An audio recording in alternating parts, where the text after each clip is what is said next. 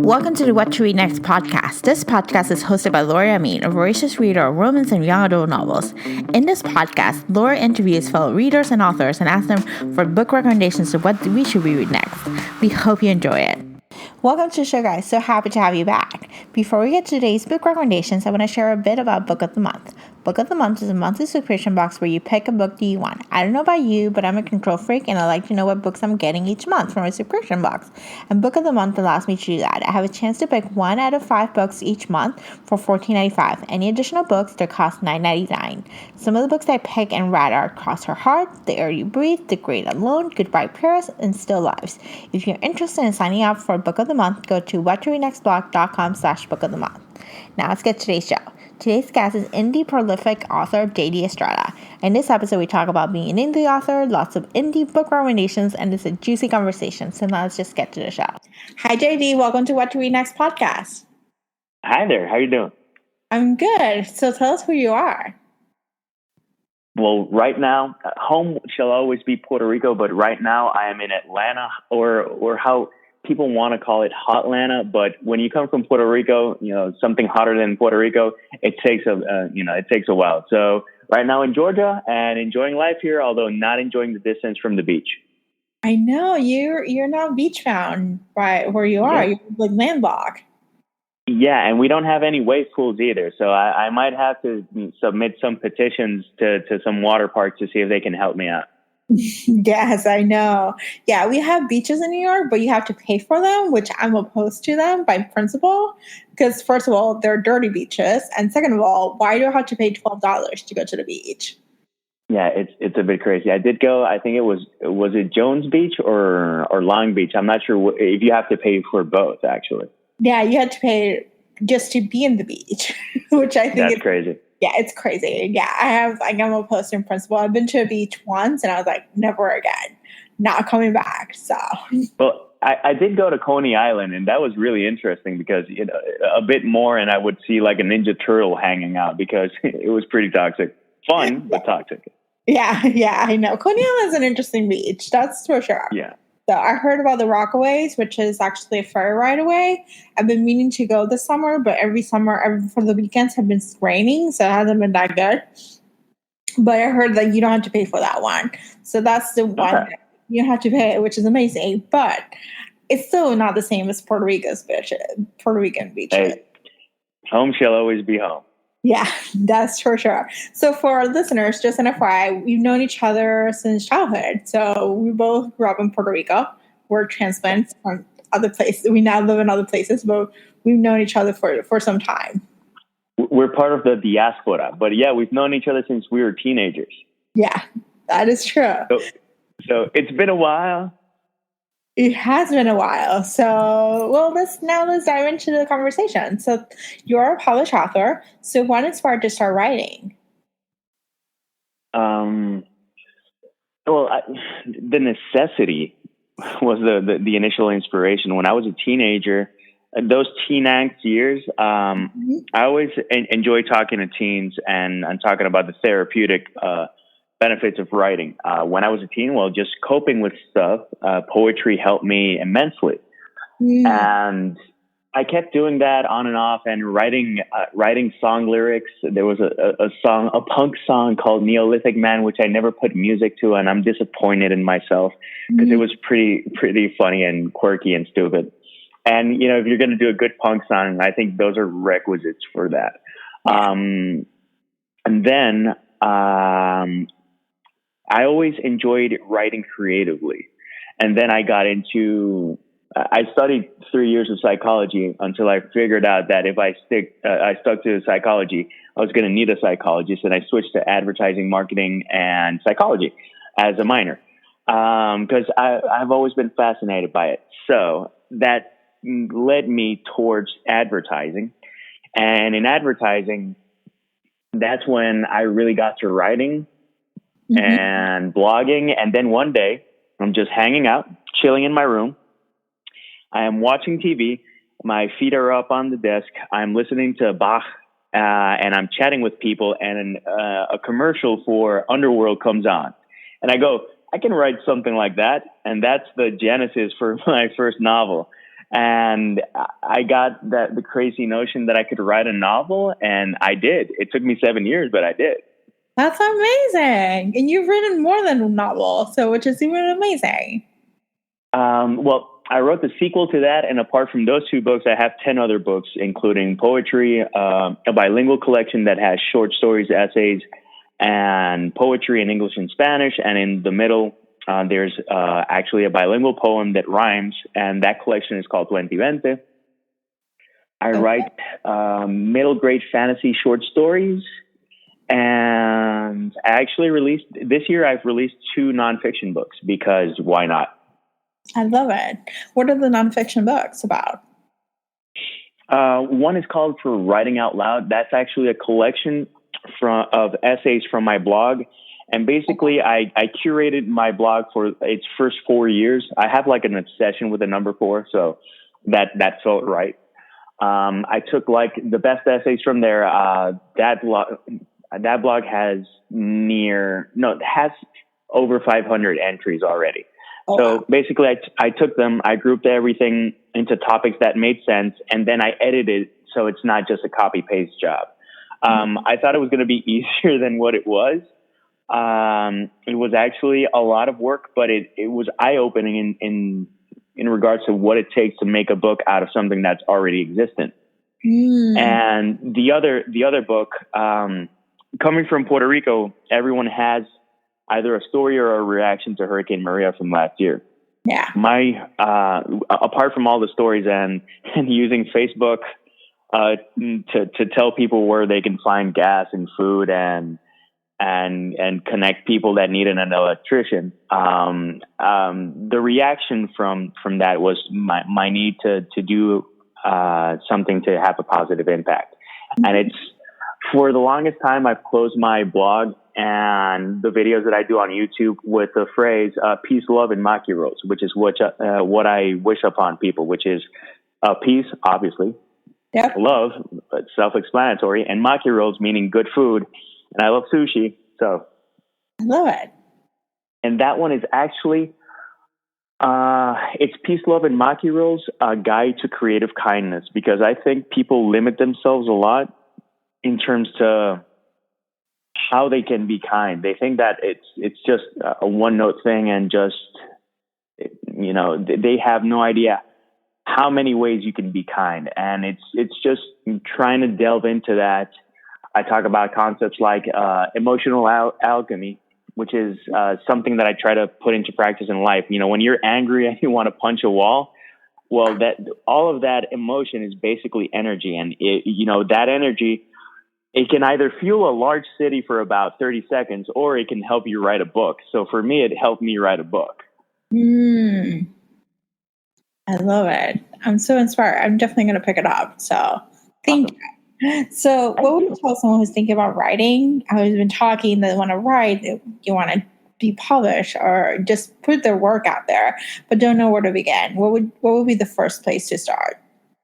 The first thing that you have to do is, a lot of people say that they're aspiring authors or aspiring writers.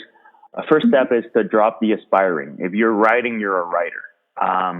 And people are they self-deprecate to the point of limiting themselves. And rather than just believing, because people say, oh, you have to believe in yourself. Before that, you just have to let go and write. And write what you believe in, because people look at the market and, oh, this is selling now, and I should write something like this, rather than what's inside of them. So if anyone that's starting out, first off, rather than just believe, drop the aspiring thing and just let yourself write. And who knows, if you enjoy what you write, odds are at least one other person on this planet is going to enjoy it. And odds are actually fairly high that more than one person is going to enjoy it. And secondly, tap into something that's really you, and don't write what's popular. Don't write what's selling. Don't even necessarily write what you like reading. If it doesn't have to be that. If it helps you and that inspires you, it's like, oh, I want to write something like this. That's good. But rather than that, I think people have to and they have to dig a little deeper to find, everyone has a writer in them. And people say, oh, I can't write because I'm not creative. And I think that's completely BS. And if you want to see how creative you are, be late for a meeting and let's see how creative you get. Everyone put in the right context or with the right type of incentive or motivation can and will be creative. But a lot of people, they fear judgment, and that's another thing. Judgment is always going to be there, and there's always going to be haters, and there's always going to be trolls. You have to write something that you like and that you believe in, and just enjoy yourself. That would be the fourth thing. If you do all those four things, then you can look into, okay, how to publish. If you want to go indie, if you want to query, there are so many ways and so many routes nowadays that limiting yourself and saying that you can't do it, I think it would be a disservice to you and anyone you know and anyone that could know you. Yeah, that's so true. Thank you for sharing. These are like so powerful. Thank you. All right, so we're going to talk about your reading life. So when do you read? When do I read? I read whenever I'm able to. Creativity doesn't have to limit itself to what you can create, but how you can get to the things that you like. Sometimes people hate waiting in line.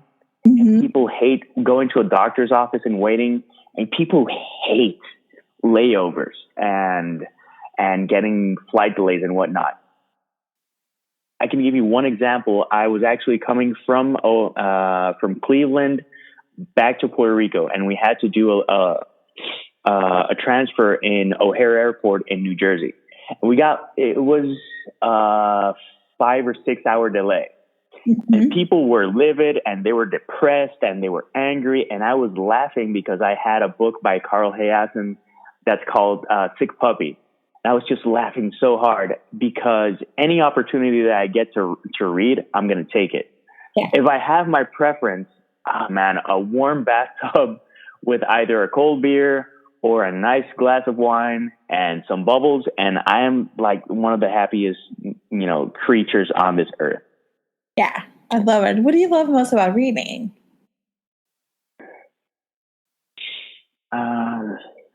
First, a lot of people are going to connect with actually, to play on that, to disconnect from reality. Yeah.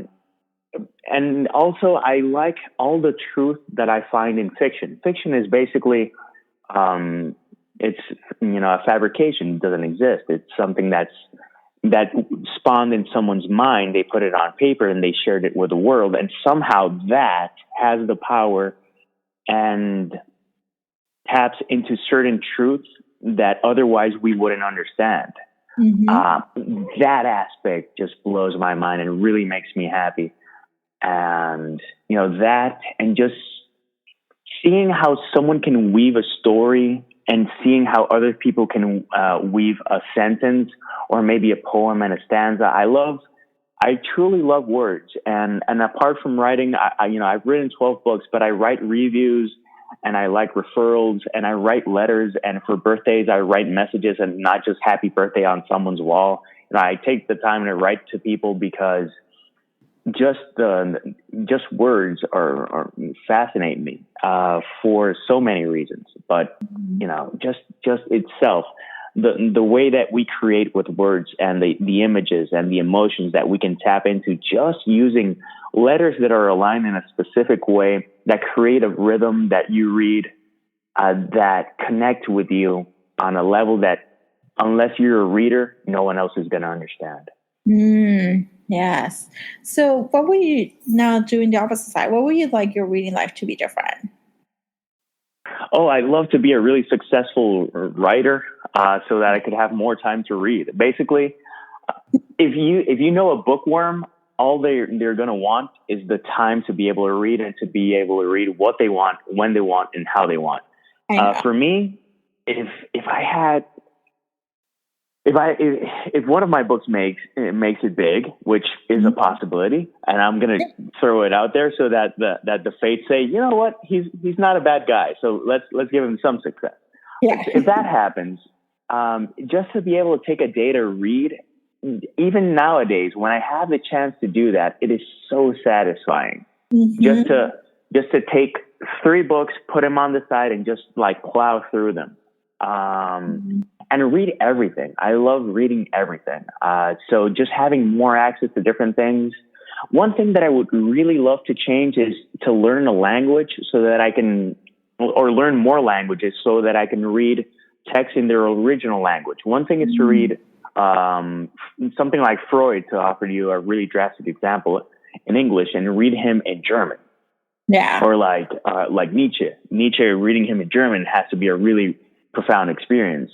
Yeah. Reading Dante in Italian and stuff like that. It's just so that you can get the real essence, because there's a lot lost in translation. And although English is a very worthy vehicle to translate, there's always something that's going to be lost. Yeah. Yeah, there's so much. There's so much that can be. I've read books that are translated, and sometimes I'm like, I don't know if it's the author, or I don't know if it's a translation that gets lost. So yeah. I understand. I love it. And I love, the want to be a professional reader at some day. Just be able to read just whatever you want, for however long you want. I love that long. I also participate on BookTube and YouTube. There's a sub community called BookTube. There's a lot of people that just share all their thoughts, and it's a lot of fun. In that community, there's a guy, he lives in Boston, a really nice guy. The term voracious reader is so ill-fitting because he takes it to another level. His name is Steve Donahue, and he actually, he's a professional reviewer. So in any given week, he'll read 20 books in a week. It's psychotic. That's a lot. But it's funny because some people, if you participate in BookTube, you see some people that have that machismo that I read so many books and whatnot. And then there's other people who hungrily and voraciously read, and they want more. And Steve is one of those. He's from that ilk. He reads because he truly loves to read. And he also writes, and I haven't read him, but at least as a reader, and he doesn't say no to anything. He'll give anything a go.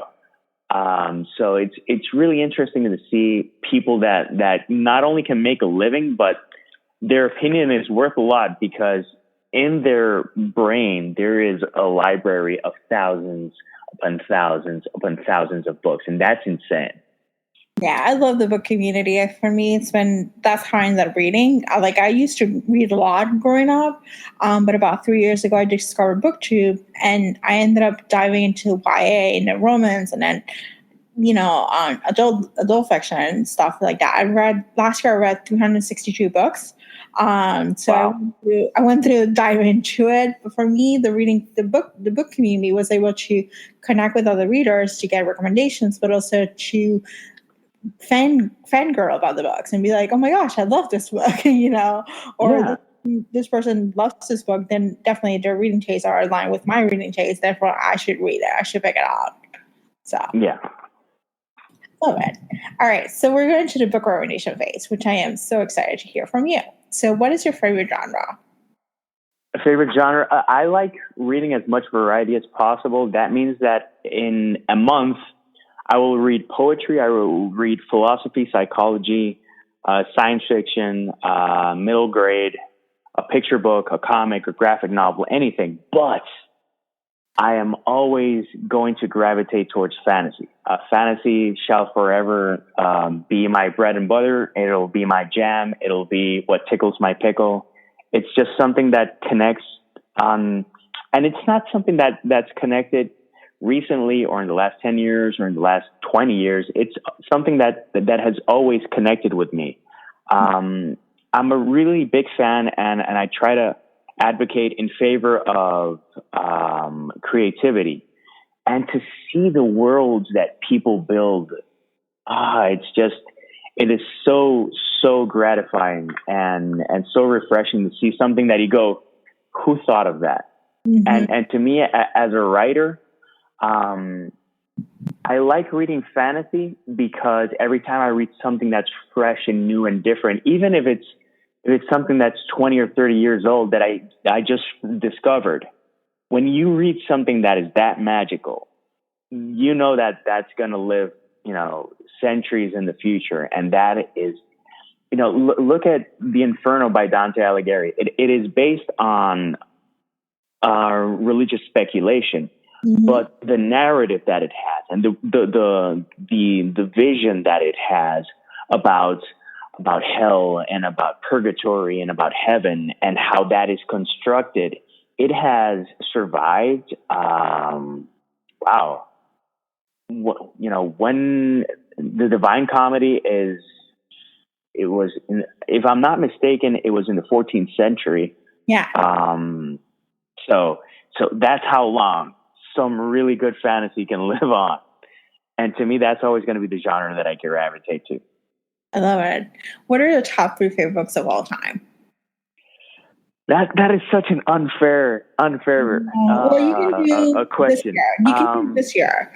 So you don't have to do all the time. You can do this year. What are your top 3 favorite books of 2018? No. Okay, I'm going to do both. I'm going to do the books that connect.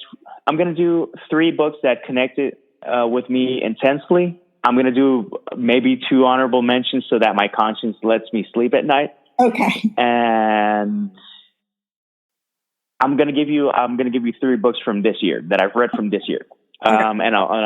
Okay. Top 3 favorite books. I'm going to treat Harry Potter as one big, long, massive book. It's not 7. It's 1 book so that I can get more mentions in it. Actually, Harry Potter. Which Harry Potter? So which one out of the 7 books or the 8th book, which one will you pick will be your favorite out of all of them? I'm always torn between Azkaban and Order of the Phoenix. Okay. I think Order of the Phoenix is a wonderful book, but it has such a sad ending and intense ending. I'm not even going to give spoilers because I don't want to ruin it for anyone who hasn't seen it. I understand. Azkaban, there's an arc within Azkaban, Goblet of Fire, and Order of the Phoenix. There's an arc. There is a parenthesis, if you will, in the series, dealing with a major character that really connected with me. But I always gravitate between those 2. But I think Order of the Phoenix is just a more complete book, and it gave me all the feels, and it ripped my heart out. Which is a bad and a good thing. Yeah. But that entire series, it really connected with me when I was around 23. My dad passed away that year, and I had seen The Philosopher's Stone and Chamber of Secrets in theaters, but I'd never read the books. And 2003, I think that was the year for Azkaban. I'm not sure. No, or was it 2004? I'm not sure. Then 2004, I was in New York and I got the first book. Someone gave me the second book and I got the third book. And I read those 3 books in 2 days.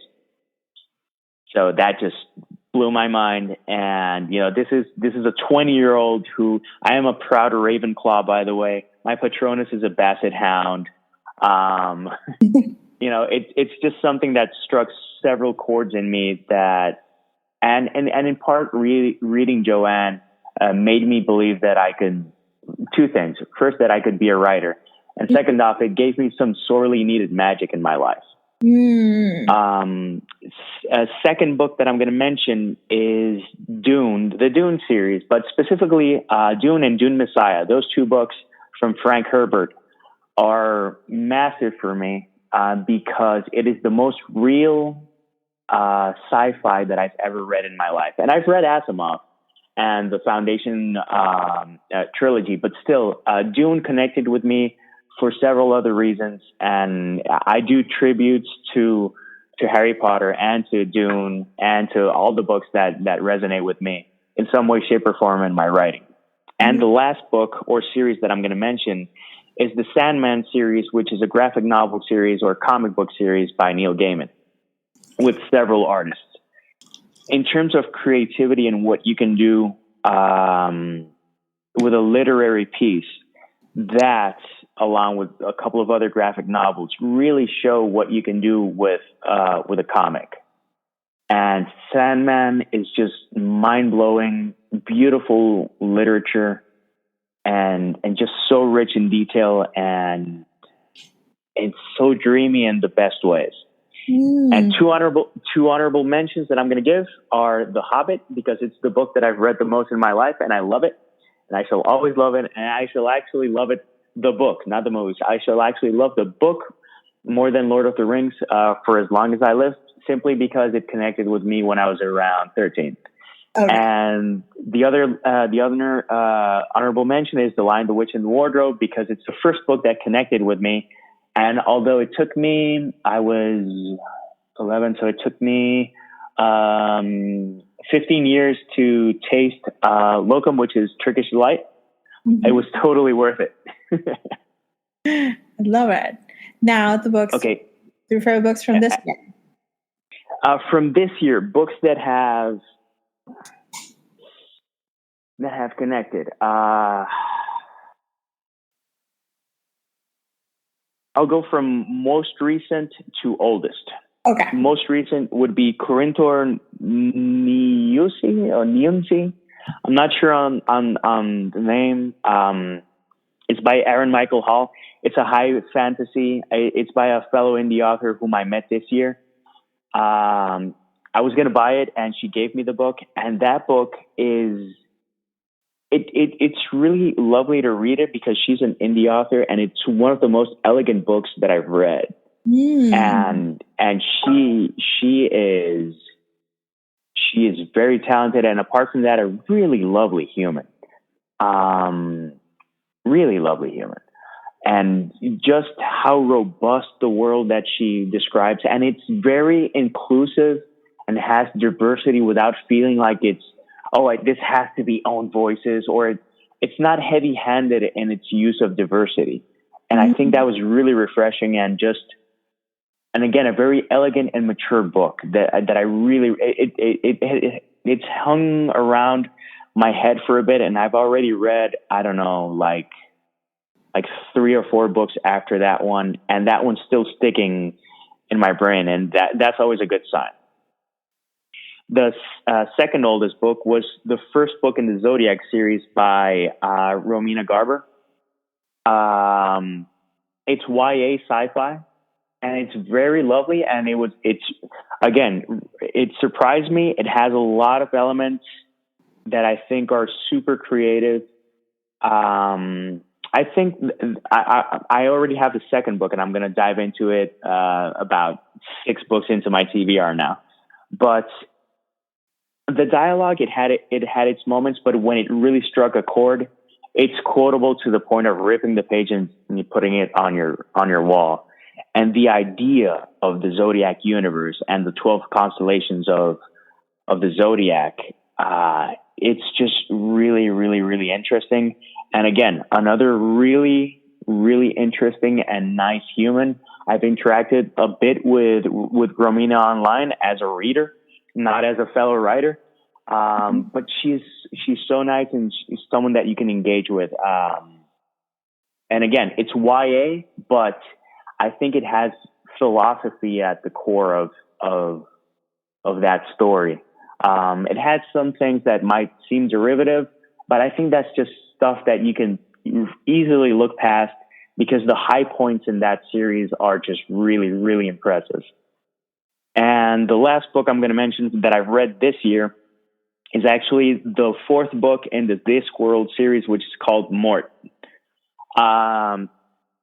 From the authors that I love, Terry Pratchett has my utter and complete respect. I'm really disappointed that I've read him after he passed away. But as a writer, more than a storyteller, but as a writer, what you can do with a sentence from the beginning of a sentence to its punctuation, I think there is no finer writer than Terry Pratchett. He is highly quotable, page after page after page. And Mort I already love the first three books in the Discworld series, but more just hits you with so many feels, and the ending is so profound that you go like, oh, how good can this guy get? And I'm gonna find out. And I know that he wrote 62 books, so that means that I have 58 to go. Amazing. So you have an author to binge on. That's pretty amazing. Oh yeah. That's awesome. So who are your go-to authors? So which authors are in your autobi? My autobuys are Terry Pratchett. If I'm in the mood and there's a book in front of me, I'm gonna buy it. And Neil Gaiman taps into stuff that I don't understand how he can connect on such deeply weird and disturbing levels, but it makes sense in such a magical way that every time I see that he's released something, I go, oh, I have to read that. And from him that I haven't read, I think there's a collaboration that he wrote that I haven't read. Maybe I'm a bit standoffish because it's a collaboration, but I read Good Omens with Terry Pratchett and it blew me away. So I think I'm just going to have to dive in. I love it. What's your most anticipated new release for 2018 or 2019 that you're looking forward? I normally don't read books as soon as they're released. Okay. I'm not a big fan of hype. Okay. But when you're an indie author, you keep an eye out for your friends and the books that they're going to release. Yeah. And I think from all of my friends, a fellow Puerto Rican indie author, Maricel Jimenez, she has a middle grade fantasy series called Pixie Piper. And she has 2 books out, and the first one she translated to Spanish. It's very lighthearted, very fun, very whimsical. It's a different take on fairies that I really enjoy. And her third book is going to come out next year. So I think that's the one that I'm going like, oh, I want that book in my collection, and I want her to dedicate it. I love it. That's really nice. And I'm definitely going to check that one out. So is it in Spanish or is it in English? That's going to, the first one is in English and Spanish. The second one is only in English, and she has an extra book out that's a collection of short stories in Spanish, but the last one is in English. A fellow indie author have interacted, and I actually met her at the Puerto Rico Comic Con, which I've gone to, and just good people. And it's always nice when you meet someone whose work you can connect with, because it's just a different dynamic that you can share with them. Mm-hmm. Yeah, I love it. So now we have to talk about your disappointed reads. Do you have any of them? This year has been up and down. I've had some not so great reads. And I think the one that disappointed me the most, for me to give a 1-star is rough. And I always try to find some saving grace to give it a 2-star. Yeah, I know. A fellow author sent me a book, and they're like, yeah, be kind in the review. And it was a really, really disappointing read. It took me over a year to read the book. It's less than 200 pages. It's called The Emerald Mystery. And I think that the main problem that book has is that it was written in Spanish and it was translated, and the translation is really rocky. I might check out the Spanish version just to get the real story, but at least the English one, it was rough. And I did the review, and the author wasn't too happy. So it was disappointing on several levels. Their reaction, obviously, you want to defend your work, and they weren't too keen or happy about my review. But I may be a nice guy, but I'm always going to be honest. Mm-hmm. And he didn't particularly enjoy my honesty. But it is what it is. Yeah, it is what it is. Yeah, I know. For me, it's tough to give a 1-star review. It's like really tough. And usually it might end up in the DNF pile, the do not finish pile. I tend to let the author know that it's not a positive review, so we can leave it at that. But for the most part, I have a couple 2-star reviews. That tends to be, my disappointed reads. Yeah, 2 stars happen. It's happened to me with books that people gift me for some reason. And after I read the book, I go like, "Why did you give me that book?" And they're like, "Well, I saw the book and I bought it." And I'm like, "Did you read what the book was about?" And they go like, "No." And I'm like, "Next time, read the description and maybe." Yeah, yeah, so true. I was like, you should read the synopsis. At least you give me an idea if this is going to be a good book or not a good book, or is it a trope that you actually enjoy or you don't enjoy? Because it might be it's your reading taste. It might not be your reading taste. Doesn't meet that requirement. No, and I have a wide range of books that I enjoy reading, but some haven't been great. I understand. It's one of those the perils of being a reader is that you may find yourself with disappointed reads. Yeah. So, what book should my listeners pick up right now and add into their TBR? Books that I recommend everyone to pick up. The first book I'm always going to say is The Little Prince. Okay. It's a short book. It's a simple to read book. It is profound, and every time you read it, you're going to get something different. And if you read it now and you read it in 5 years, you're going to get something different. But it invites people to be a bit kinder than what we're living nowadays and what you see on the news. And I think in this world and in these times, we need a bit more kindness. And I think that book, it's a quick read. It's available in I don't know how many languages. And it's something that when I read it as an adult, I read it when I was like 35. For the first time. Because I had seen the cartoons, but I had never read it. And when I read it, it was like, wow, why didn't I read this before? I think it's something really important that people have to pick up. A second series that I'm going to recommend, you can find it on a hardbound collection, The Hitchhiker's Guide to the Galaxy. I think it's one of the funniest, smartest, most random reads that you can find. It's a lot of fun, and you have no idea what's going to happen. And the last one, Books from the Discworld by Terry Pratchett. If you're a writer and you want to know what you can do with a sentence, reading Terry Pratchett, I think, is going to be a benefit to you. Obviously, I could say people could pick up my books, but I'm not speaking as an author. I'm speaking as a reader. I love it. And we'll be linking to your books in the show notes. So tell us where we can find you online. Look for JD Estrada Writer. You can find me on Twitter. You can find me on Instagram. You can find me on Facebook. You can find me on Google+. Yes, people still use Google+.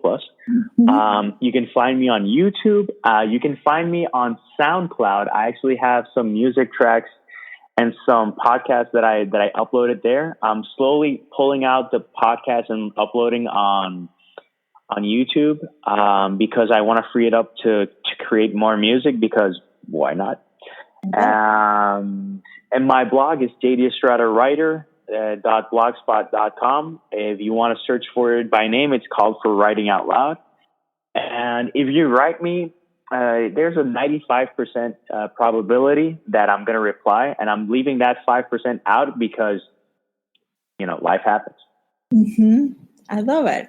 Thank you so much for being on the show. Thank you for having me. Thank you, JD, for a great list of book recommendations. For show notes and detailed lists of book recommendations mentioned in this podcast, please go to whattoreadnextblog.com. If you'd like to support this podcast, please consider leaving a review on iTunes. It's the best way for this podcast to get discovered by a new bookish audience. Thank you so much for listening, and I hope you have a fantastic day.